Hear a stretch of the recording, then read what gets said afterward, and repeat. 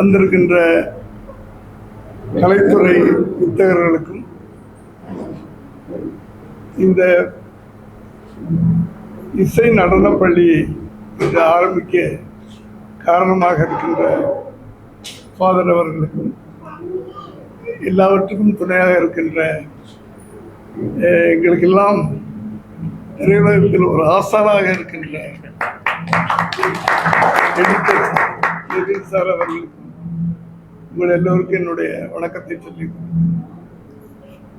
அதாவது கலை அப்படின்னு சொன்னோம்னாவே அது நான் இங்கே பேசுறதா அங்கே பேசுறதான்னு தெரியல. கலை அப்படின்னு சொன்னோம்னாவே அது ஒரு எனர்ஜியான ஒரு விஷயம். நம்ம அவங்க சொன்னாங்க, இந்த கை நம்ம செயல்படும் போது ரைட் பிரெயின் ஒர்க் பண்ணுது, இந்த கை வேலை செய்யும்போது லெஃப்ட் பிரெயின் ஒர்க் பண்ணுது, நடனம் ஆடும்போது ரெண்டு பிரெயினும் ஒர்க் பண்ணுது, ரெண்டு சைடு பிரெயினும் ஒர்க் பண்ணுதுன்றாங்க. உண்மையான விஷயம் அது. அப்போ ரெண்டு பிரெயினும் ஒர்க் பண்ணும்போது நம்ம எவ்வளோ ஆக்டிவாக இருக்கும். அதனால தான் இந்த நடன கலைஞர்கள் அவங்களுக்கு வயசே ஆகிறது இல்லை முதல்ல. அடுத்தது அது கலை, நடனம்ன்றது கலைக்குள்ள நடனம், இசை எல்லாமே, நடிப்பு, டைரக்ஷன், இது எல்லாமே நீங்கள் பார்த்தீங்கன்னா நம்மளை எப்போவுமே ஒரு எனர்ஜியாக கிரியேட்டிவான விஷயம் அது. அந்த காலத்தில் எல்லாத்தையுமே பாவங்களில் சொல்லிக்கிட்டு இருப்பாங்க. அதுக்கு பேர் தான் அந்த பாவங்கள் தான். நடனம்ன்றது பாவங்கள் தான். அதாவது அப்பத்த படங்கள்லாம் நீங்கள் பார்த்துருந்தீங்கன்னா, அப்பத்த நடிகைகள் அவங்களெல்லாம் பார்த்துருந்தீங்கன்னா இன்னும் அது என்ன படம், சங்கராபரணம் இசை, அதே போல் சலங்கை ஒளி, அப்புறம் பத்மினி நடிச்சிருப்பாங்களே, அது என்ன, சிவாஜி பத்மினி, இல்லைனா மோகனா, இதெல்லாம் இப்படிப்பட்ட படங்கள் இனிமே பண்ணவும் முடியாது, பண்றதுக்கு ஆர்டிஸ்ட் கிடையாது, பண்றதுக்கு டெக்னீஷியன் கிடையாது. அப்படி படங்கள்லாம் இப்போ வர்ற படங்கள் வேற மாதிரி. டெக்னிக்கலி நம்ம எங்கேயோ டெவலப் ஆகி போயிட்டு இருக்கோம். ஆனால் நம்ம கலாச்சாரங்கள் கொஞ்சம் கொஞ்சமாக அப்படியே மங்கிக்கிட்டே போகுது. அதை இந்த பள்ளி நிறைவேற்றும் அப்படின்னு நான் நம்புகிறேன்.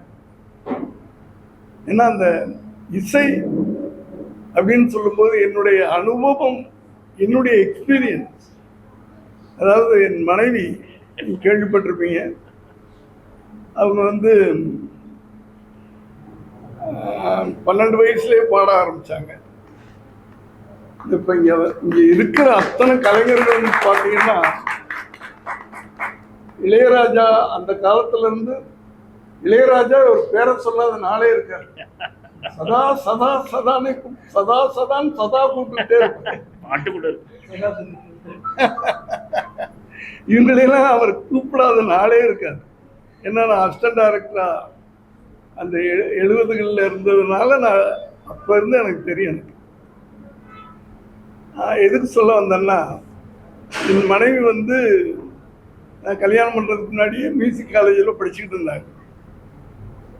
அவங்க படிச்சுட்டு இருக்கும் போதே எனக்கு கல்யாணம் ஆயிடுச்சு.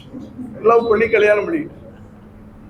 ஆனால் கல்யாணத்துக்கு பிறகும் அந்த மியூசிக் காலேஜை அவங்க கண்டினியூ பண்ண வச்சேன். அது மட்டும் இல்லை, இன்னைக்கு வரைக்கும் அவங்க மியூசிக் கற்றுக்கிட்டு வர்றாங்க. ஒரு இளையராஜா நாங்கள்லாம் ஒரே பீரியட்ல ஒன்றா இண்டஸ்ட்ரிக்கு வந்தவங்க. அதனால இளையராஜா கச்சேரியில் அப்போதான் மாசத்துல 30 நாள்னா 25 நாள் கச்சேரி இருக்கு. 25 நாள் மேடைகளில் பாடிட்டு இருப்பாங்க. விஜய் சோபா வயிற்றுல உருவான அந்த நாள்ல இருந்து 9 மாசம் கச்சேரியில பாடிட்டு இருந்தாங்க. டெய்லி பாடுவாங்க. அதாவது அந்த கருவுல இருக்கிற குழந்தை தினம் அந்த மியூசிக்கை கேட்டுக்கிட்டே அது வளருது. பிறந்த பிறகு என்ன ஆகுதுன்னா, பிறந்த உடனே ஒரு 1 மாதம் 2 மாதம் ரெஸ்ட் எடுத்துட்டு திரும்பி பாட ஆரம்பிக்கிறாங்க. அப்போ நான் அசிஸ்டன்ட் டைரக்டராக இருக்கேன். அவங்க சம்பாத்தியம் தான். அப்போ ஒரு கச்சேரியில் பாடினாங்கன்னா அப்போல்லாம் 100 ரூபா கிடைக்கும். இங்கே 80ஸ்லாம் 70ஸ்லாம் 100 ரூபான்றது பெரிய விஷயம். அவங்க சம்பாத்தியம் தான் எனக்கு. அவங்க கச்சேரி பாடிக்கிட்டு இருப்பாங்க மேடையில். நான் விஜய் கையில் வச்சுக்கிட்டு எதிர சோஃபாவில் உட்காந்துக்கிட்டு, ஆடியன்ஸில் உட்காந்துக்கிட்டு ஃபீடிங் பாட்டிலில் பால் கொடுத்துக்கிட்டு இருப்பேன். பாட்டை கேட்டுக்கிட்டு ஃபீடிங் பாட்டில் அவர் பால் குடிச்சிக்கிட்டு இருப்பார். இன்னைக்கு அவர் பாடுறாரு அப்படின்னு சொன்னால் யார்கிட்டையுமே கற்றுக்கல. அந்த இசையை யார்கிட்டையுமே கற்றுக்கல, கருவிலேயே கற்றுக்கிட்டார். அந்த இசை அது. அப்படி என்னுடைய வாழ்க்கை. அதே மாதிரி இந்த பள்ளியிலே படிக்கின்ற ஒவ்வொருவரும் இசையிலையும் நடனத்திலையும் இந்த கலையில் பெரிய பெரிய ஆள்களாக வந்து கலைமாமணியாகவும் இன்னும் பெரிய பெரிய பேர் எடுக்கணும்னு உங்கள் எல்லாரையும் நான் வாழ்த்துறேன். நன்றி.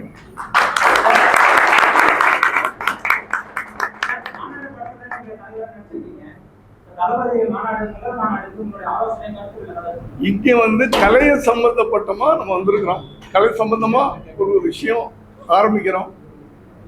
நீங்க மற்ற சோசியல் சம்பந்தமா நீங்க வெளியில கேளுங்க, நான் சொல்றேன்.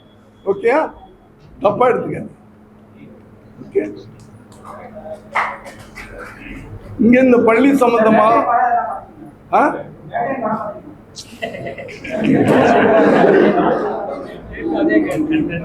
திருப்பி அம்மா உங்களுக்கு வேற சொல்லு தம்பி.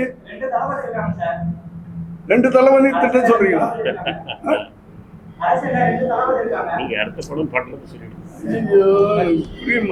சார் ஒரு படம் பண்ணிட்டு இருக்காரு, டைரக்ஷன் பண்ணிட்டு இருக்காரு. இவ்வளவு வயசுலயும் வந்து கொடைக்கானலுக்குலாம் போய் படம் பண்ணிட்டு இருக்காரு. அது நான் தான் எடிட் பண்ணிட்டு இருக்கேன். அது ஒரு நாயை வச்சு படம். அது அடுத்த இதில் எல்லா இதுக்கும் வந்து மேலே 2 மாடி ஏறி வந்து எடிட்டிங்க்கும் வந்து உட்காந்துட்டு ஒவ்வொரு ஷாட்டையும் எப்போ இது பண்ணீங்க, சிஜி எப்படி பண்ணீங்க அதையும் வந்து பார்க்குறாரு. பேக்ரவுண்ட் மியூசிக் எப்படி பண்ண போகிறாங்க அப்படின்றத அதையும் கேட்குறாரு, அதையும் உட்காந்து பார்க்குறாரு. ஃபைனல் மிக்சிங்லேயும் வந்து உட்காந்து அதை நான் பார்க்க போகிறேன். இல்லை சார் நான் பார்த்துக்கிறேன் அப்படின்னு சொல்கிறேன். இல்லை நானும் வந்து உட்காந்து பார்க்குறேன் அப்படின்னு சொல்லியிருக்காரு. ஸோ அதுதான் இந்த வயசுலேயும் அவர் டைரக்ஷன் பண்ணிட்டு இருக்காருன்றதுதான் ரொம்ப முக்கியமான ஒரு விஷயம். எந்த நேரத்தில் என்ன கேள்வி கேட்கணுமா கேளுங்க. நல்லா இருப்பீங்க, நாங்கள் நல்லா இருப்போம், நீங்கள் நல்லா இருப்பீங்க. எந்த இடத்தில் என்ன பேசணும், எந்த இடத்துல என்ன கேள்வி கேட்கணும், அதுதான் உண்மையான ஜேர்னலிஸ்ட். அந்த ஜேர்னலிசம் உண்மையா இருக்கட்டும். முன்னாடி நாங்கள் பேசிட்டு இருந்தோம். எங்க அவரு இயக்குனர் யாருன்னு தெரியும்னு நினைக்கிறேன். உங்க பேர் நீங்களே சொல்லுங்க. ராசி அழகப்பன்னு கேள்விப்பட்டிருப்பீங்க. நாங்க பேசிட்டு இருந்தோம் இதை பத்தி தான். ஜேர்னலிசம்ன்றது என்ன? இவர் வந்து நான் வந்து அசிஸ்டன்ட் டைரக்டரா இருக்கிற காலத்துல இருந்து, நான் டைரக்டரான காலத்துல இருந்து இவர் ஒரு ஜேர்னலிஸ்டா என்னை எத்தனையோ பேட்டிகள் எடுத்திருக்கிறார். அப்பெல்லாம் ஜேர்னலிசம்னா உண்மையான ஜேர்னலிசம். இந்த இடத்தில் இதை கேட்கணும், இந்த இடத்துல என்ன கேட்கணும், அது கேட்டா ஆரோக்கியமா இருக்கு. ஜேர்னலிசம் ஆரோக்கியமா இருக்கு. தப்பா எடுத்துக்காது. உங்களுக்கு நான் அட்வைஸ் பண்றதுக்கு எனக்கு தகுதி இருக்கு, நான் இல்லைன்னு சொல்லல. இது அட்வைஸா எடுத்துக்காது. என்னுடைய பிள்ளைங்களுக்கு நான் சொல்ற மாதிரி எடுத்துக்கேன். என் பிள்ளைக்கு நான் சொல்ற மாதிரி